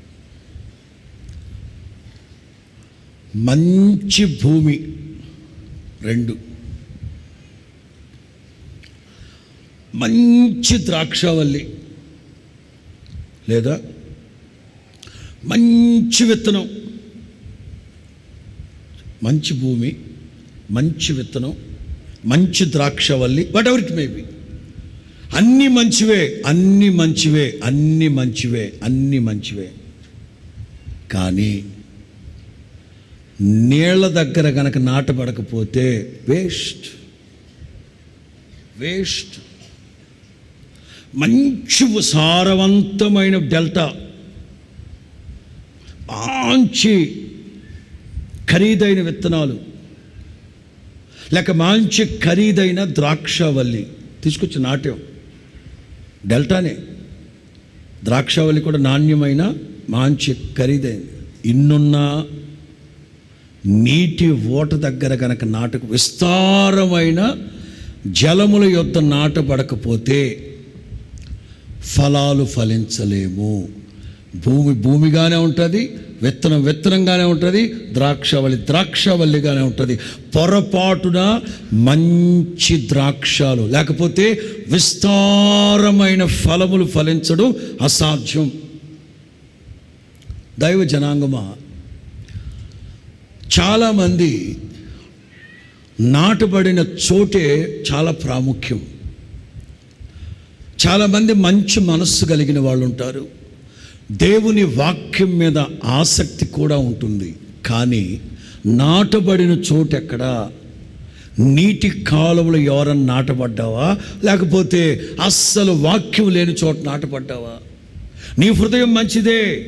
భూమి అంటే, మంచి నేల అంటే హృదయం, మంచి నేల అంటే హృదయం. అయితే ఎక్కడ అక్కడ నీళ్లు ఉన్నాయా లేవా, నీటి ఓటలు ఉన్నాయా లేదా, సమృద్ధిగా విస్తారమైన జలములు ఉన్నాయా లేవా? రాను రాను రాను రాను రాను రాను యాంత్రికంగా తయారైపోతూ ఉంది భక్తి. 7 ఆరాధనలు, 10 ఆరాధనలు, 12 ఆరాధనలు ఉన్నాయి, 24 పెట్టు, 20 మినిట్సే వాక్యం. మాకు కూడా అప్పుడప్పుడు చెప్తూ ఉంటారు, కొన్ని చోట్లకి వెళ్తూ ఉంటాయి, అయ్యారు ఒక 20 నిమిషాలు సరిపోద్దా? ఎందుకో 10 నిమిషాలు సరిపోద్ది. ఓకే అమ్మా, ఏం చెప్తాడా అని చూస్తారు. నేను వెళ్ళి ఒక పాట పాడతా, 7 నిమిషాలు, 3 నిమిషాలు ప్రార్థన చేసి వచ్చుకుంటా. అయ్యారు వాక్యం ఏదన్నా, పాటలోనే వాక్యం. ఎవరో నువ్వు చేసే దరిద్రపు తతంగాలకేమో గంట కావాలా, వాక్యానికేమో యేసయ్య ఏమన్నారు? ఈ నా మాటలు విని వాటి చొప్పున జరిగించు ప్రతివాడు బండ మీద తన ఇంటిని కట్టుకొనినా. ఒరే, ఇది పెళ్ళి, వీళ్ళు ఇల్లు కట్టుకోవాలి, కుటుంబం కట్టుకోవాలంటే దేవుని వాక్యం అవసరం, విస్తారమైన దేవుని వాక్యం కావాలి. నేను ఎవరినో కించపరిచి తోలనాడి మాట్లాడట్లేదు. హడావిడిగా హరిబరిగా 3 ముక్కలు 4 ముక్కలు చెప్పేసి పోతా ఉంటే ఎక్కడ ఫలించేది? అక్కడ అయ్యగారు షార్ట్ అండ్ స్వీట్ అండి, నాకు కుదరదమ్మా, నాకు కుదరదు. కట్టే కొట్టే తెచ్చి చెప్పుకుంటూ వెళ్ళడానికి కుదరదు బాబు. అందరూ అట్లా చేస్తున్నారు, చేయని. అందరూ అట్లా చేస్తే చేయని, ప్రభు ప్రత్యక్షమైనప్పుడు మహిమలోకి వెళ్ళినప్పుడు వాళ్ళకు వచ్చే జీతం ఎంతో నాకు వచ్చే జీతం ఎంతో నాకు తెలుసు కదా. విస్తారంగా విత్తుతున్నాను, విస్తారంగా నా ప్రభు నాకు ఇస్తాడు. ఎలాగైనా సరే నవ్వించైనా కవ్వించైనా హెచ్చరించైనా బుద్ధి చెప్పైనా క్రీస్తు సారూప్యం ఏర్పడాలనే కదా, ఏవో చెప్పుకుంటూ వెళ్ళిపోవడానికి కాదు కదా. హృదయం మంచిదే ఏమో, మంచి నేల, సారవంతమైన నేల, విత్తనం కూడా మంచి విత్తనం. చాలామంది రైతులు ఆత్మహత్య చేసుకొని చచ్చిపోతున్నారు. కారణం ఏంటి? నకిలీ విత్తనాలు. కానీ మంచి విత్తనం, కానీ నీళ్లు లేవు. అందుకే వాక్యం అంటుంది విస్తారమైన జలముల యొద్ద నాటబడాలి. మీరు ఇక్కడ గమనిస్తే మొదటి కీర్తన, అతడు చేయునదంతయు చెప్పాలి, అతడు చేయునదంతయు. చిన్న ప్రశ్న వేసుకోండి అక్కడ, ఎవరతను? అందగాడు. చెప్పు, ఎవరు? మంచి ఆటగాడు. ఎవరు? అతడు చేయునదంతయు. ఎవరతడు? నీటి కాలువల యోరన నాటబడినదై. నీటి కాలువల యోరన నాటబడినదై. చెయ్యాలి. మనం ఒత్తకే చేతులు కట్టు కూర్చొని దేవుడే సఫలపరచాలంటే కుదరదు. మనం చెయ్యాలి. మన వంతు ప్రయత్నం మనం చెయ్యాలి. మన వంతు ప్రయాసం మనం ప్రయాసపడాలి. ఇన్ని చేస్తూ నాటబడిన చోటు ముఖ్యం. నీటి కాలువల యోరన నాటబడిన వాడై అంటే దేవుని వాక్యము దగ్గరగా నాటబడి ఉండాలి, వాక్యం హత్తుకొని ఉండాలి. విస్తారమైన నీళ్లు. యోబు అంటారు కదా, నా వేళ చుట్టూ నీళ్లు, నా వేళ చుట్టూ నీళ్లు. అందుకే యోబు జీవితంలో ఎన్ని శ్రమలు వచ్చినా, ఎన్ని శోధనలు వచ్చినా కదిలిపోకుండా అట్లాగే ఉన్నాడు. కారణం నీళ్లు. దేవుని వాక్యం నిన్ను మంచి ఫలములు ఫలించేటట్లుగా చేస్తా. దేవునికి స్తోత్రం చెప్పండి గట్టిగా. కొన్ని విషయాలు చెప్తాను మీకు. వృక్షాలు ఆక్సిజన్ని ప్రొడ్యూస్ చేస్తాయి, అంతేనా? వృక్షాలు ప్రాణవాయువుని వదులుతూ ఉంటాయి. నేను ఇందాకే చెప్పాను, భూమిలో 71% నీళ్లున్నాయి. సముద్రంలో నాచు పాచి ఉంటుంది. దాన్ని ఫైటోప్లాంటోస్ అంటారు. ఫైటోప్లాంటోస్ ఇది భూమి మీద 70% ఆక్సిజన్ ప్రాణవాయువుని రిలీజ్ చేస్తుంది. పాచి, నాచు. నేను సౌత్ కొరియాకి వెళ్ళినప్పుడు, జపాన్ వెళ్ళినప్పుడు అండ్ హాంకాంగ్, వాళ్ళ ఫుడ్ పేరు నాసి మెలేక్ అని ఉంటుంది. నాసి మెలేక్ అని 4-5 రకాల నాచు, పచ్చి నాచు అన్నంలో కలుపు తినాలి, గుడ్డ ఆమ్లెట్లు కలుపుకు తినాలి. పాచి, నాచు. పాచితో వేఫర్స్ తినేయి, బిస్కెట్లు. ఏమిట్రా పాచి మొహల్లారా మీరు? ఈ పాచి నాచుతో ఇవన్నీ తయారు చేస్తారేంటంటే మనిషికి మంచి ఆక్సిజన్. మేబీ అందుకేనే వాళ్ళకి అంత ఆరోగ్యంగా ఉంటారు. ఒక్కొక్కరు 125, 130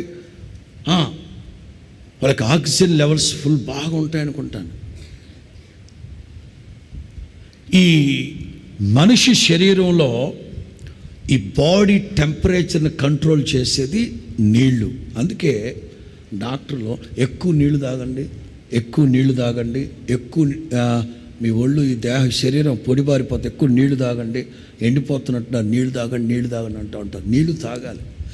నీళ్లు తాగినందువలన ఈ శరీరం నడినెత్తి మొదలు అరికాలు వరకు ఈ ఆక్సిజన్ని సరఫరా చేసేదే నీళ్లు.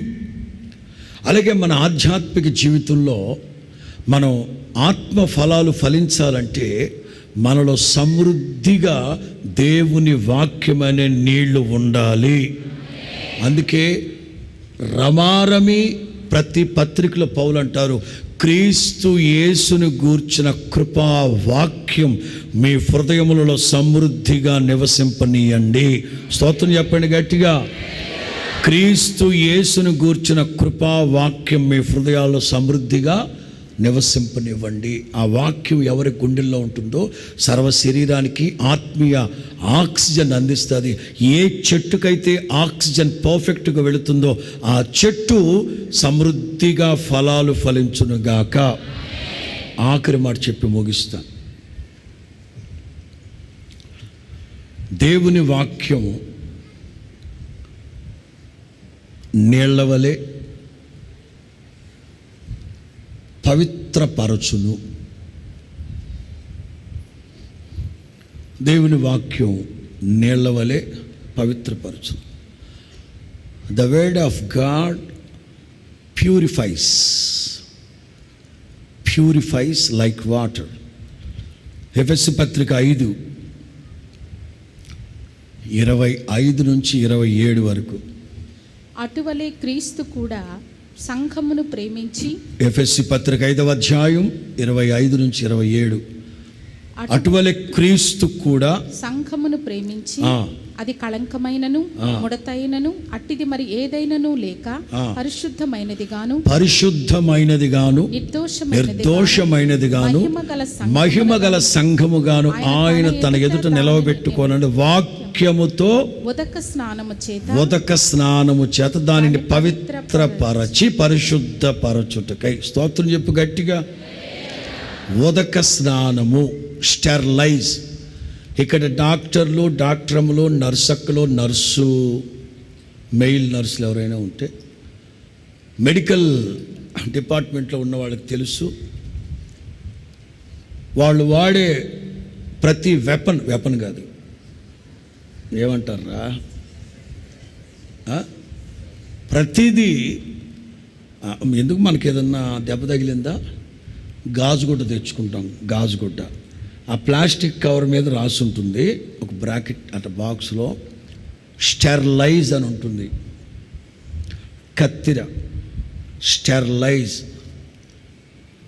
వేసుకుంటాం. చిరంజీవి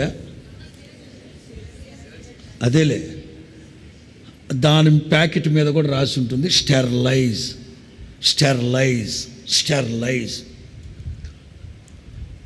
ఆపరేషన్ థియేటర్లోకి వెళ్ళాక ఇంకొక గంటలో ఆపరేషన్ సర్జరీ జరుగుతుంది అనగా అందుకు సంబంధించిన కత్తులు, కతార్లు, గొడ్డళ్ళు కాదు అవన్నీ అక్కడ స్టెరిలైజ్ చేసి పెడతారు. స్టెరిలైజ్ అంటే అర్థం భూతద్దం పెట్టి నెతికినా భూతద్దం కాదు, అదేలే. మనమేం చదువు మానేసి 40 ఏళ్ళు అయింది, అవన్నీ ఎక్కడ గుర్తొచ్చి సత్తాయి. మైక్రోస్కోప్ పెట్టి వెతికినా ఏమాత్రం బ్యాక్టీరియా అంటే 100% బ్యాక్టీరియా లెస్, కీటకాలు, సూక్ష్మ జీవులు అనేది లేవు. స్టెరిలైజ్. ఒకడు అంటాడు, నా భార్య లోటుపాట్లు ఉన్నాయండి. అమ్మ ఆడేదో అంటున్నాడమ్మా, ఆయనకి లేవా పాస్టర్ గారు? సరే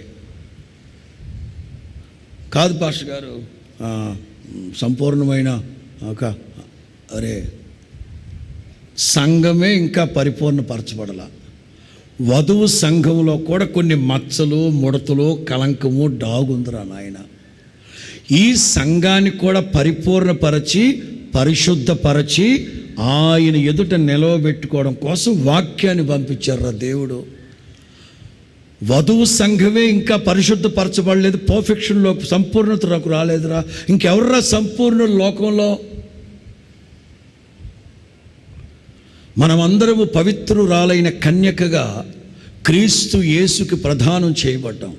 అయినా ఎక్కడో ఒక చోట మచ్చ, డాగు, ముడుతుంటే అవన్నీ శుద్ధి కలగడానికి ఉదక స్నానం అంటే మామూలు నీళ్లు వేడెక్కడం వేరు, గోరువెచ్చగా వేరు, కొంచెం వేడిగా ఉండడం వేరు, లేకపోతే 50-50 మనం తొరుపుకోవడానికి ఉన్న వేడి నీళ్ళు వేరు. అలా కొన్ని సందర్భాల్లో అదిగో అక్కడెక్కడైనా నీళ్లు మరుగుతూ ఉంటే మా గుడారాల పండుగలు ఇక్కడ భోజనం వంట చేసేటప్పుడు నీళ్లు పెడతారు. ఒక్కోసారి ఆ శబ్దం ఒక 25-30 అడుగుల దూరం వరకు ఆ నీళ్లు కొత్త అని ఆ శబ్దం మనకు వినబడుతూ ఉంటుంది. స్టెరిలైజ్ అంటే అంతటి ఉదకం, అంత వేడి, ఆ డిగ్రీస్ వేడి. అంటే సంఘం పరిశుద్ధపరచబడాలంటే శ్రమల మధ్యలోనే పరిశుద్ధపరచబడాలి. ఇప్పుడు మనం కూరగాయల్ని పండ్లని కడుగుతాం. కూరగాయల్ని కడిగే విధానం వేరు, చేపలు రొయ్యలు కడిగే విధానం వేరు. అలాగే దావీదు అంటారు కదా, నా దోషము పోవునట్లుగా నన్ను బాగుగా, అది పాపం కడగాలి, దోషమైతే బాగుగా కడగాలి. అలాగే దేవుని వాక్యం మనల్ని పరిశుద్ధపరుస్తుంది, పవిత్రపరుస్తుంది, ఆయన రాకడికి నిందారహితముగా మారుస్తుంది. యోహాను సువార్త 15వ అధ్యాయం 3వ వాక్యం. Johne's gospel chapter 15:3. నేను మీతో చెప్పిన మాటలను బట్టి మీరిప్పుడు పవిత్రులై ఉన్నారు. దేవునికి స్తోత్రం చెప్పండి గట్టిగా. నా వాక్యాన్ని బట్టి మీరు పవిత్రులు, పరిశుద్ధులై ఉంటారు. పేతురు రాసిన రెండో పత్రిక 1వ అధ్యాయం 3-4. మనలను పిలిచిన వాని గూర్చిన అనుభవ జ్ఞాన మూలముగా ఆయన దైవశక్తి జీవమునకును భక్తికిని కావలసిన వాటినన్నిటినీ మనకు దయచేయుచున్నందున దేవుని గూర్చినట్టు మన ప్రభువైన యేసును గూర్చినట్టు అనుభవ జ్ఞానం వలన మీకు కృపయు సమాధానమును విస్తరించునుగాక. ఆ మహిమ గుణాతిశయములను బట్టి ఆయన మనకు అమూల్యములను అత్యధికములు వాగ్దానములు అనుగ్రహించి ఉన్నాడు. దురాశను అనుసరించుట వలన లోకమందున్న భ్రష్టత్వమును ఈ వాగ్దానం మూలంగా తప్పించుకొని దైవత్వాన్ని మనం లేక క్రీస్తు యేసుకు కలిగిన సమానమైన సంపూర్ణతని మనము పొందుకుంటాం. దైవ జనాంగమా, పదే పదే పదే పదే పదే పదే పదే దేవుని వాక్యం. 2, వాక్యముతో నీవు ఎంతగా గడుపుతావో. గ్లాస్ ఉందా?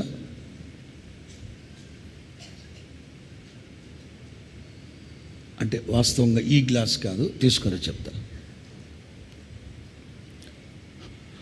మన గాజు గ్లాస్ ఉంది చూడండి. నిన్న నేను బైబిల్ సెమినార్లో కూడా చెప్పాను. యూట్యూబ్లో పిల్లలు ఎవరో చూపెట్టారు నాకు. ఒక గాజు గ్లాసులో బ్లాక్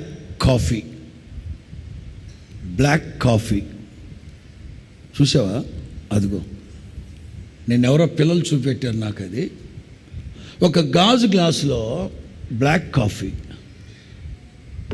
దానికి ఇదే రాసింది, నీవు ఎంతగా ప్రభుతో గడుపుతావో అంతగా నీవు ప్యూరిఫై అవుతావు అని రాసింది. బ్లాక్ కాఫీ దాని నిండా కుళాయి దగ్గర పెట్టారు, ట్యాప్ ఆన్ చేశారు. వాక్యం అంటే నీళ్ళు అని చెప్పానా? దీని నిండా నల్లటి కాఫీ. 5, 6, 7, 8, 9, 10, 13, 14 నిమిషాలు అనుకోండి.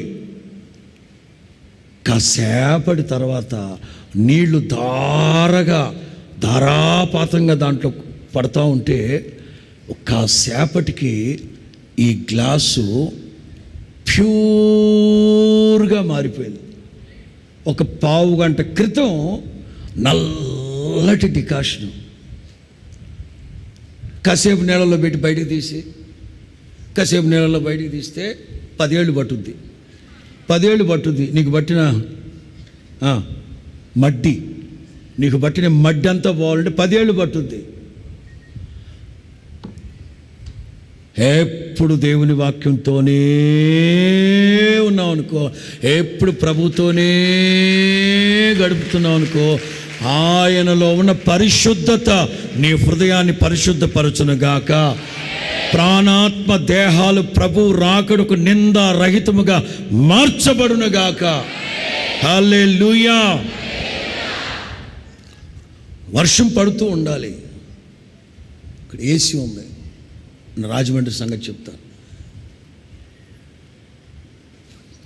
ఖరీదైన ఏసీలు కాబట్టి బయట ఉన్నాయి చూడండి, యూనిట్ల పైపులు బయటికి వెళ్ళి అమ్మో 40,000 రూపాయలు పెట్టుకున్నాం. ఆ యూనిట్ బయట ఉంటే పాడైపోద్దని లోపల నీళ్ళలో పెట్టి దాని చుట్టూ రేకులు పెట్టి దానికి ఒక దుబాయ్ దుప్పటి కప్పి ఆ యూనిట్కి పెట్టాం. ఏసీ వచ్చి సావదే. మన పిల్లోడు ఉన్నాడు కాకినాడలో, కృప అని. రే కృప, ఒకసారి వచ్చి ఆ ఏసీలు చూడరా అని వచ్చాడు. ఆడెతుకుతున్నాడు, యూనిట్ ఎక్కడుందన్నా. బయటంతా ఎతికేసి వచ్చాడు, ఎక్కడా లేదు. యూనిట్ ఎక్కడుందన్నా, అదిగో దుబాయ్ దుప్పటి సాటునుంది. ఓపెన్ చేయి అన్నావు. ఇదేందన్నా ఎక్కడ పెట్టారన్నాడు. అంటే 40,000 రూపాయలు పెట్టుకున్నాం కదరా, ఎండబడకుండా ఉండాలి. ఎవరికనా అది బయటే ఉండాలి. అమ్మా పాడైపోతారు, ఎట్లుంటే పాడైపోద్ది. ఏమైందిరా, దాంట్లో కూలింగ్ కాయిల్స్ అని ఉంటాయి. కూలింగ్ కాయిల్స్ అని, వాటికి ఈ లోపల డస్ట్ అంతా లాగుతుంటుంది. బయట ఉంటేనే వర్షం వచ్చిన ప్రతిసారి ఆ కూలింగ్ కాయిల్స్ అన్నీ శుభ్రం అవుతుంటాయి. మనమేమో ఈ లోపల పెట్టినందువల్ల వర్షం పడట్లేదు కదా, మరి ఆ డస్ట్ అట్లాగే పేరుకోపోయి కూలింగ్ రావట్లే. అర్థమవుతుందా? అట్లాగే డస్ట్ పేరుకుపోతూ ఉంటుంది ప్రాణాత్మ దేహాల్లో. ఎప్పుడు దేవుని వాక్యం ద్వారా తడుస్తూ ఉందనుకోండి, దెబ్బకి శుద్ధీకరించబడి నువ్వు పవిత్రంగా పరిశుద్ధంగా మార్చబడదుగాక. స్తోత్రం చెప్పండి గట్టిగా. మత్తయి సువార్త 23.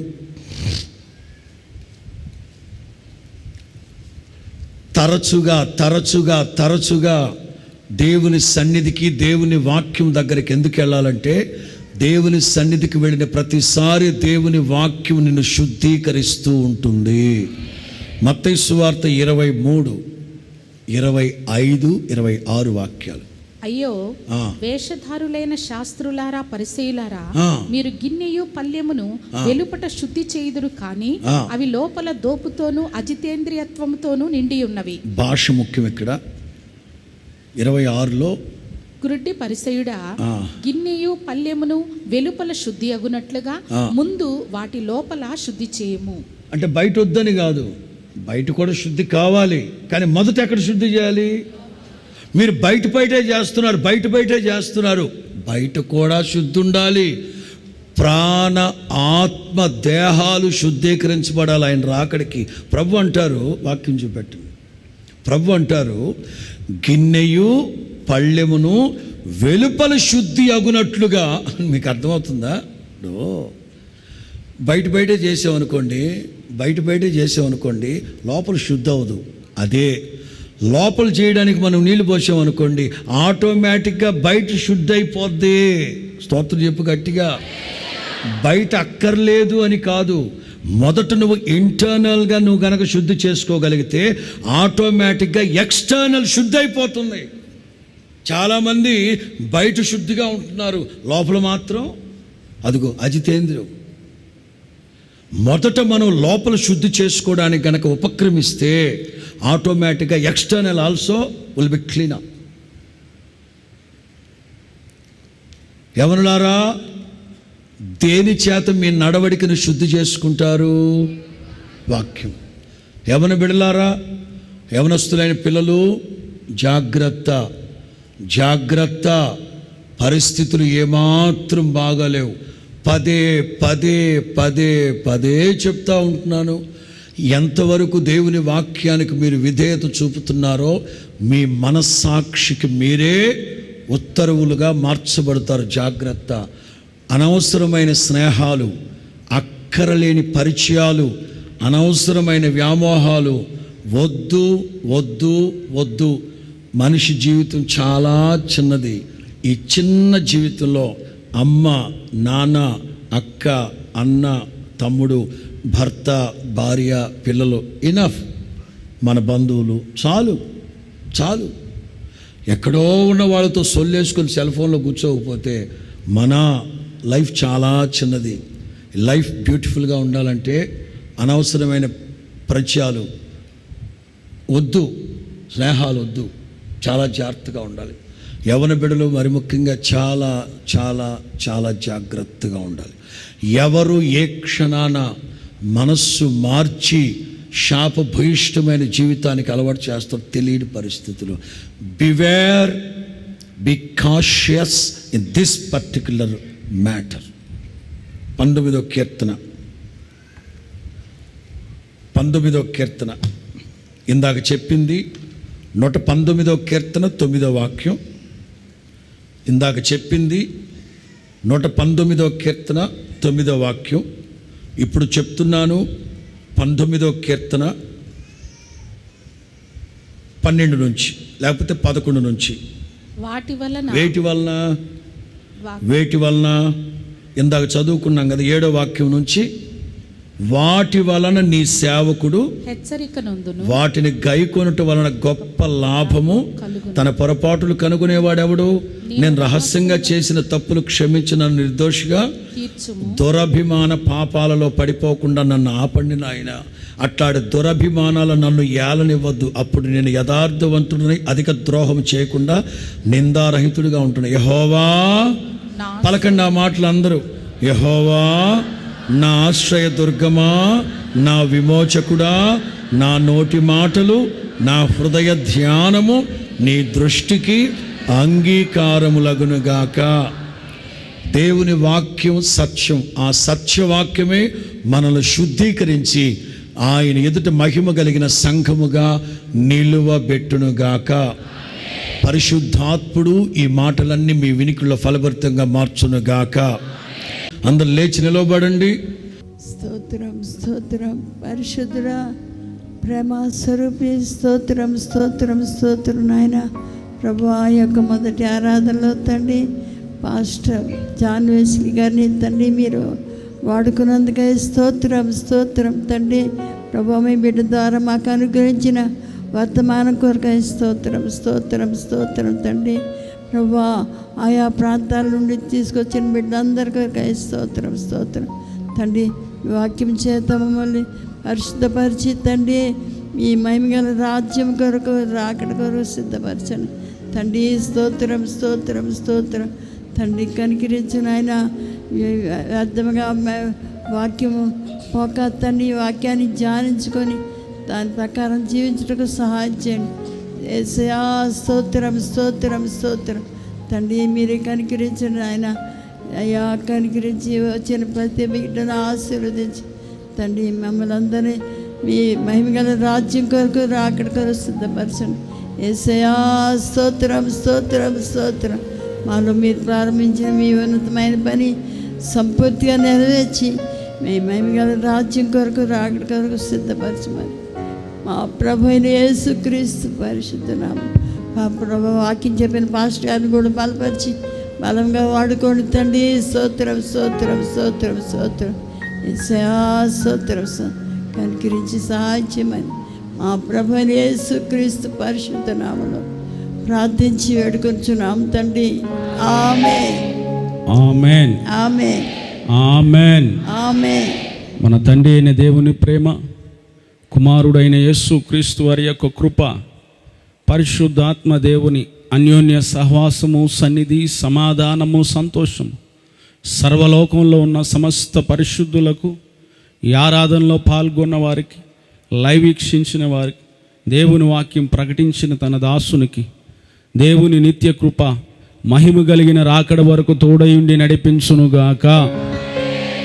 ఆమేన్ ఆమేన్. హల్లెలూయా హల్లెలూయా.